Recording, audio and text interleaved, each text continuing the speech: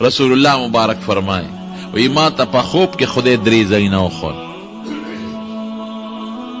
یو راته خدای شام کې یو علاقه قنصرین وښوله، یو راته خدای په یمن کې یو علاقه یمامه وښوله، او یو راته خدای پاک د کجورو یو زرخیزه ځمکه وښوله مدینه.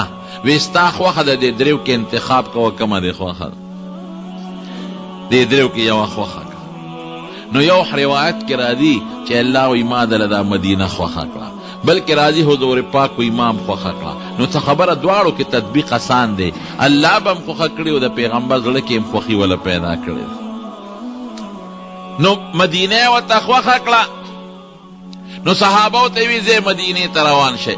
دا په ذوالحجه کې دا دعوت چې ورکړی په ذوالحجه کې د لوی اختر په میاشت کې ورکړه.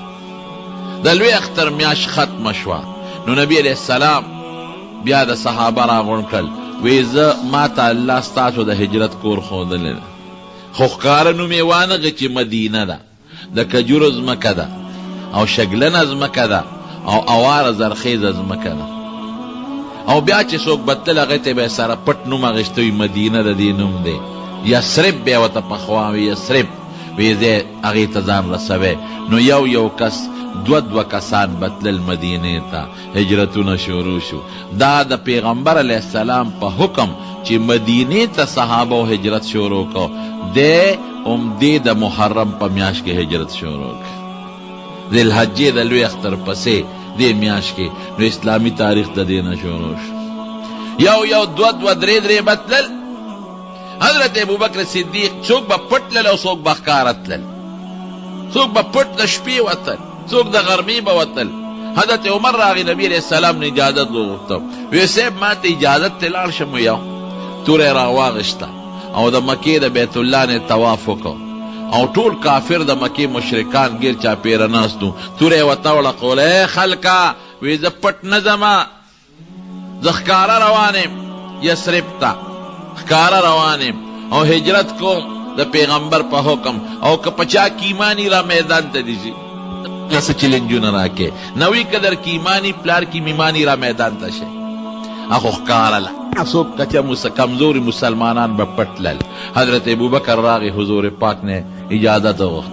د هغه د خیال و چې ګنې نبي علیه السلام به نه ځي، لکه حبشې ته مسلمانان تلي و حضور پاک نه تللی. دې خیال و چې دلته به هم حضور پاک نه ځي، موږ به ځو. نو وی د الله رسوله ما ته مې اجازت وکړه چې زه هجرت وکړم. وی ته صبر کوه. بس پوه شو. وی صاحب لکه ذات ته مې ایساره، ستا مې اراده شته، وی یو زما مې اراده شته، یو ځای به ځو. نو دوه خانې یې واغېستې او په هغه دوه خانو باندې به یې د غټ کیکر پاڼې خوړې، ښې سربې کړلې. نو حضور پاک ورغی وی ما ته مله اجازت کړی دی. وی صاحب دوه خانې ما هم د دې دپاره ساتلي دي، دا یوه ستا شوه او یو زما ده. نبی علیہ السلام ورته وی ډېره ښه ده، خو دا په څو پیسو دی اخیستې چې دې پیسې درکم. وی نه صاحب دا مې تاله خیراتي اخیستې بې پیسو ستا ده. وی اما بغیر ثمن فلا، وی بې پیسو یې نه الم، پیسې به یې درکوم. ناول یې علما لیکي وی دا ډېر برکتي سفر و او د ثواب سفر و. نو د رسول الله مبارک د اراده وه چې دا زه په هغه څاروي کوم چې خالص زمی، زما په پیسو شوي چې پوره ثواب ماله خدای پاک راکړي. نو صحابه لاړل. چې صحابت لاړل مدینه مکه خالی شوه، ورو مسلمانان خو ډېر شوي دي. نو دوی سره یره پیدا شوه چې نبي علیه السلام چېرته ونه ځي. نو دارالندوه د دې د مشورې ځای و، په هغې کې میټینګ وکړو. په دې میټینګ کې شیطان هم شریک و، د یو نجدي، نجد دغې ټولې علاقې ته وي، د مکې نه د عراقه پورې چې کومه علاقه ده دې ته نجد وایي.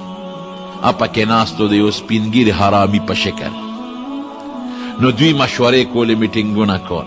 نو چا وی جیل کې به یې واچو، نبي علیه السلام یاد کوټه کې به یې بند. نو دې پاسېد وی نه ګورې دا کارونه کې لوی قوم یې ده نه به اخلاص کی. چا وی د وطن نه بار به وشړو. وی پام کوئ ډېره خوږه ژبې ده، که باره مشر ځان له به ملګري پیدا کړي په تاسو به حمله وکړي. چا وی ابوجهل پاسېد وی مړ به یې کړو. نو دا شیطان پاسې د انسان په شکل وی زنده باد، دا خری ده، وجل پکار دی. خو د دغه وجنې به یې څوک، د ده خو ډېر لوی قوم دی، د قوم مقابله به یې څوک کوي. نو دا پاسې دا شیطان وی زره ته چل خیم وی د قوم نه یو مشر راغون کې نو په شریکه په املاو کې نو قوم به د چا نه بدلې خلی دار قوم مشر پکې شامل کې بس په دې فیصله شو دی خوا شیطان ناسته په دې میټینګ کې مشورې ورکي الته حضرت جبرئیل علیہ السلام ناسته هغه ارس اوري جبرئیل علیہ السلام راغی حضور پاک ته الوي وری جبرئیل چې سکه دا الله په حکم یې کوي قرآن شریف کې الله فرمای یو ځل ته نبی علیہ السلام تاسو کو وی ته مونږ لسیات ولې ناراضي وی وما نتنزل الا بامر ربک وی مونږ د خدای د حکم نو بغیر نشو راتلی چې خدای حکم وکړي راځم نو راغی وی میټینګ ستا خلاف شو بیګاله بدر باندې املکه وی سوکم وی د شپې بوزي مونږ به الله به حفاظت کوي نو حضور پاک سره په دغه حال کې د مکې د مشرکانو امانتونه پراتو حضرت علی صاحب راوست او په خپل بستر سملو او هغه امانتونه ولا ورکړ وی دا والا او چې سار وخت شي نو دا یو امانت چې د چا دی هغه ته خپل امانت ورورس او د شپې د منس د شپې په منس کې را پاسید او شګې را واغشته او دای پیوی شاهت الوجوه ادي کافرو دا مخونه دي خړو تور شي او دغه آیات وی چې څنګه دي انذرتهم ام لم تنذرهم او ختم الله على قلوبهم وعلى سمعهم وعلى ابصارهم غشاوه دا آیات وی او شګي واغشته غونستل او جبرئیل اسلام ته اوس بار روت الله غشګي د کافرانو سترګو ته ور رسول قرآن شریف کې الله فرمای وما رمیت اذ رمیت ولكن الله رما وی ظاهر کې خدا شګي تشتی دي خدا شګي تا نه دي اشتی دا چا وشتی دي دا مې اشتی دي ستا لاس کې طاقت ما پیدا کړی او د کافرانو سترګو ته دا شګي ما رسول دي کم یو کار چې د انسان نه صادر شي او د عام عادت او عقل نه خلافي داغه نسبت الله ځان ته کوي حضور پاک فرمایي د کافرانو سترګې مګلې او ما ته بق قتل غسترګو کې شګي پرتی وي دین لیدم نه اغلا حضرت ابوبکر صدیق کرا هغه ته وی بار روزه هغه راوست او نه اغلا الغار صورته هغه وخت کې د مکه مکرمه نه بارو او دې زمانہ کې په مکه مکرمه کې نږدې یو غټ غر دی او د هغې په سر کې یو غار دی تقریبا 2.5 میله یا کم و بیش دومره مزل دی دې غار ته چې سړی برخیږي نو دواړه لاړل هغې غار ته هغې غار کې دننه پټ شو دا د خدای په حکم باندې ځکه دې غار کې پټ شو د مکې کافرانو خو سوچ کو چې دی لاړه مدینې ته ورته پته وه نو لارې ورپسې څارلې او حضور پاک دلته پټ و دا چاته پته نه لګېده چې دلته دی نو الله د غار په خوله کې یو اونه زرغونه کړه د غنو والا زغي او یو کمتره راله دا صحرایي ځان له جاله جوړه کړه او بیا پکې کېناسته هګۍ پکې واچولې او کافر اګیا دي منډې ترړې وي کله داسې وي او کله داسې وي او کله داسې وي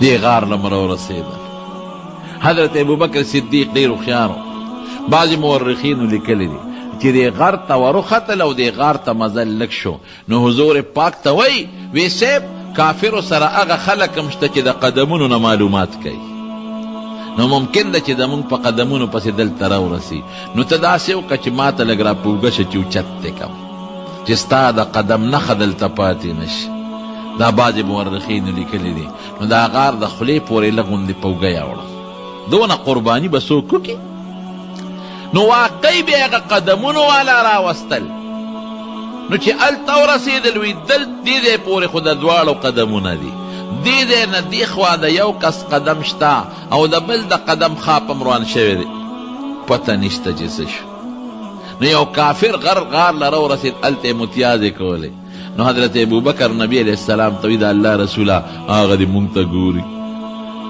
وی ګوره مه یریږه اذ یقول لصاحبه اذ هما فی الغار غار کی دی دواړه اذ یقول لصاحبه خپل مرګري ته وای لا تحزن مه یریږه ان الله معنا لا تحزن معنا مونږ کو مه یریږه دی غلطه معنا ده حزن او خوف کې فرق دی. خوف هغې ته وایي چې سړی په ځان یریږي، او حزن هغې ته وایي چې سړی په بل یریږي.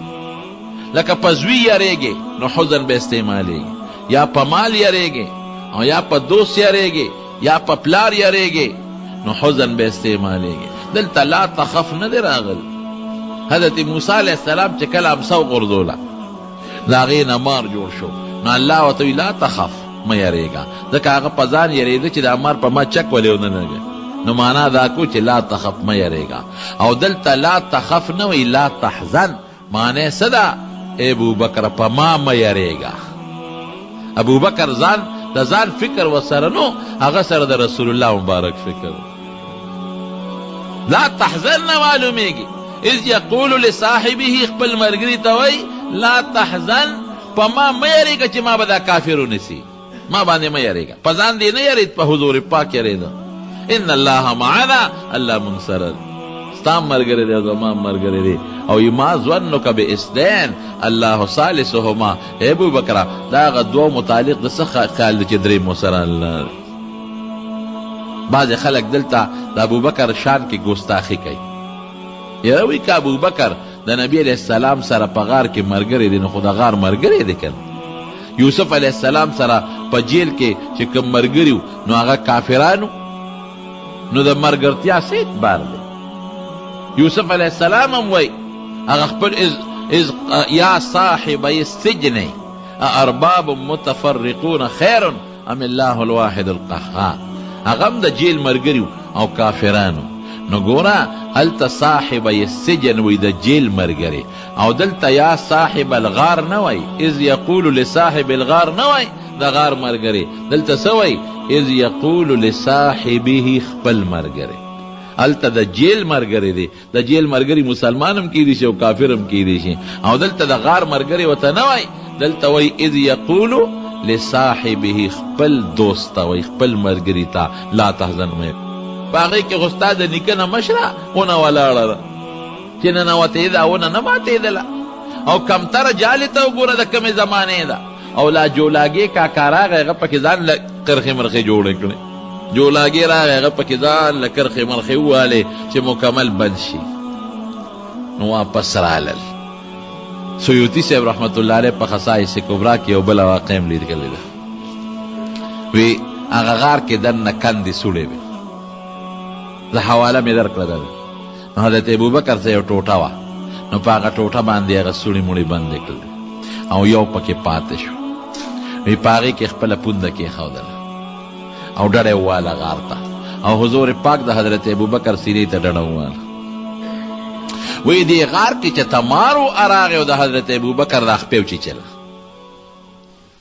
نو دې که ځان لقی خو نبي علیه السلام راویښېږي، دې وخت کې هغې وده دي.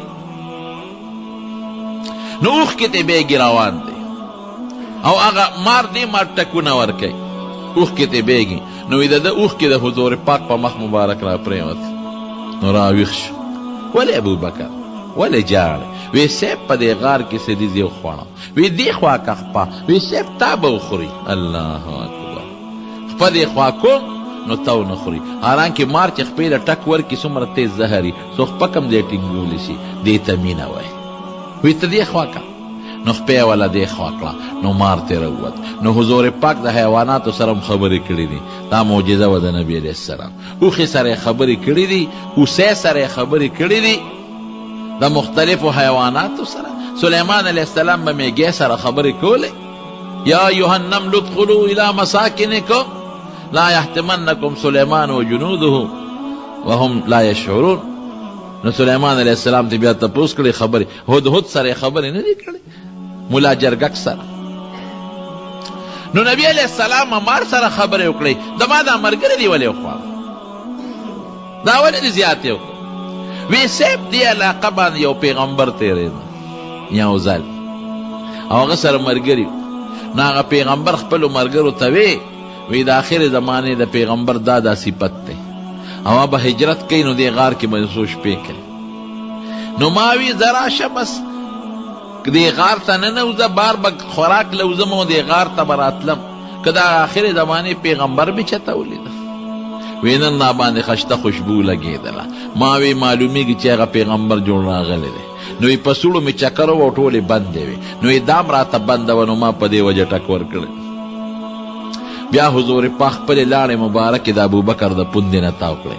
خدای پاک جوړ کړو داسې شو لکه چې اړو څه چیچلې نه. زه وایم هغه سینه څونه قیمتي ده چې د دواړو جهانو مبارک سردار ورته ډډوان، او هغه خپه څونه قیمتي او مبارکه ده چې د حضور پاک مبارکې لاړې ته تو شوې. ابوبکر صدیق لوی مقام دی په ټولو صحابو کې. دا زموږ د عقیدې باب دی. ګوره په ټولو کې بهترین شخصیت حضرت ابوبکر صدیق دی. بیا حضرت عمر فاروق دی. نبی علیہ السلام په خپله فرمایي لومبي له لسو کسانو نومونه اخلي. د لومبي د ابوبکر نوم اخلي، ابوبکر فی الجنه، عمر فی الجنه، عثمان فی الجنه، علی فی الجنه. لومبي نوم د حضرت ابوبکر خدیجه په جنت دی. او صحابه وی کلم داسې روز مونږ نه ده لیدلی، داسې روز چې نبی علیہ السلام له ابوبکر په مخه ورغلی دی ورته مسکی شوی نه دی، چې دواړه به یو بل ته مخامخ شو نو یو بل ته به مسکی شو. او بی اسما سوی وی چې ترڅو زه پوه شوی ما په خبر نو داسې روز په مونږ نه راتېره شوې په مکه کې او په مدینه کې چې سحر یا ماښام مونږ کره حضور پاک نه راغلی. طرفین نهار لفظ د بخاری کې یا سار او ماښام بابو نبی علیہ السلام په مونږ کره راته. ډېره زیاته مینه ده. بهر کیف دغه درې شپې په دې غار کې تېرې کړې. الله حفاظت وکړ. حضرت عبدالرحمن ابن ابی بکر خطا شو، عبداللہ ابن ابی بکر دی دا عبدالرحمن دی. او عبدالرحمن دی بوله د شپې پټ او د مکې د کافرانو حالت به ورته بیانو. او دا ابوبکر صدیق داغه د بیبي عایشه یو د مور راوړی رورو د هغه اخیافي رور چې ورته وایي، د هغه یو غلام عامر ابن فهیره هغه به اوښه سروله د غار ثور په خوا کې، او د شپې به یې اوښه بره وخېجوله، د هغې نه به یې پی واغېشتل او حضرت ابوبکر او نبي علیه السلام باندې به یې څکل، او بیا به پیشمني اوښه را روانه کړه چې څوک را باندې پی نه شي. نو هغه به هم د مکې د خلکو حالات ورته وی. 3 ورځې پسې بیا دوی ته حکم وکړي زمونږ اوښانې راولئ. نو دواړه اوښانې بوتلې. بی بی اسما هغه ته ذات النطاق وایي، ذات النطاقتین، د هغې یو نطاق و. نطاق اوس هم بعضې عرب خلک اچوي، د دې پرتوګ د پاسه یو دغه غوندې اچوي، یو دویم پرتوګي د پرتوګ د پاسه هسې نیمګړې غوندې وي، د حفاظت دپاره دا ښځې اچوي، هغې کې د پنسو ځای نه یو شانتې وي. دا به د عربو زنانه وچو.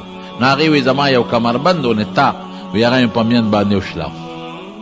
نو وی نیم مې د هغې له په یو تیلی کې خوراک بند کړی و، نو د هغه تیلی خوله مې ولا پې وتړله، او یو مې ولا درستخان په شکل انیم کېښوده چې که تاسو خوراک خورئ نو دا هم درستخانې. د 4 کسو قافله روانه شو. یو حضرت نبی کریم صلی الله علیه وسلم، یو ابوبکر صدیق رضی الله عنه، یو هغه غلام عامر ابن فهیره، او یو عبدالله ابن وریقط. دا یو دلالو دلیل ورته وایي، لارښودونکي. قافلې چې به کله هم تلې نو بغیر د رهنما نه به قافله نه تله، ده ته به لارې معلومې وي. دی ورسره لارښودونکی دی. نبي علیه السلام ورسره په اجرت فیصله کړې وه، حالانکې د یو کافر وی مونږ په داسې لار بوځئ چې هغه ناشنا لاري وی ډېره ښه ده. نو دا 4 کسان قافله د مکې نه مدینې ته روانه شو. رب العالمین قرآن شریف کې فرمای، الله قرآن شریف کې فرمای، آیات هغه سرمیر شو چې اذ اخرج الذین کفروا ثانی اثنین. قاری صاحب سر څنګه دی؟ نصرنا اولنا. چې تاسو که د ده سره مدد نه کوئ، که تاسو د سره پیغمبر علیه السلام سره دشمنی کوئ، نو الله ورسره مدد کوي. الا تنصروه فقد نصره الله. الله فرمای الا تنصروه که تاسو سره مدد نه کوئ فقد نصره الله الله سره مدد کړی دی. اذ اخرجه الذين كفروا ثاني اثنين اذ هما في الغار اذ يقول لصاحبهما لا تحزن ان الله معنا. نو چې روان شو نو د مکې یو غر دی پاغې ودرېد او دې مکې ته مخ کړی. الله ډېر ګران کار دی ګوره. یه سړی عمر له د خپل وطن نه وځي او بچیم ته ابوبکر نه بچی پاتې چې دی وخت کې زامن هم پاتې لون هم پاتې او کور هم پاتې او د حضور پاتلم ارسه پاتې هېڅوک نشته. کور پاتې شو او یوازې کور نه تیار کټونه او بسترې ارسه پاتې او قوم پاتې او هغه وطن چې کوم کې خلپوسې کړي دي پاتې. اسانه خبره او بیا د ټولو نه لویه خبره ګوره عجیبه ده. دې باندې سوچ وکړئ کور وطن بچی ښځه رشته داران پاتې کېدل خو څه کې بیت الله پاتې شو. د خدای عظیم کور چې چا نه به تاوېدل طواف پې کو اسانه خبره ده. نو مکې ته مخ کړي وی ما حبکې ډېره زیاته مې خوښې ما حب البلاد الیه د ټولو ښارونو نه ما ته والله ته ما ته ډېره زیاته خوښې وی که ستا قوم زه نه وې ویستلی لولا ان قومکې که ستا قوم دې مکې ته مخ کوي لم یخرجونی زه نه وې ویستلی ما سکنتو غیرکې ما به بل ځای ژوند نه وې تېر کړی ستا قوم مې نه پرېږدي ځکه در نه روان شو. نو د مکې نه ووتل د څلورو کسو قافله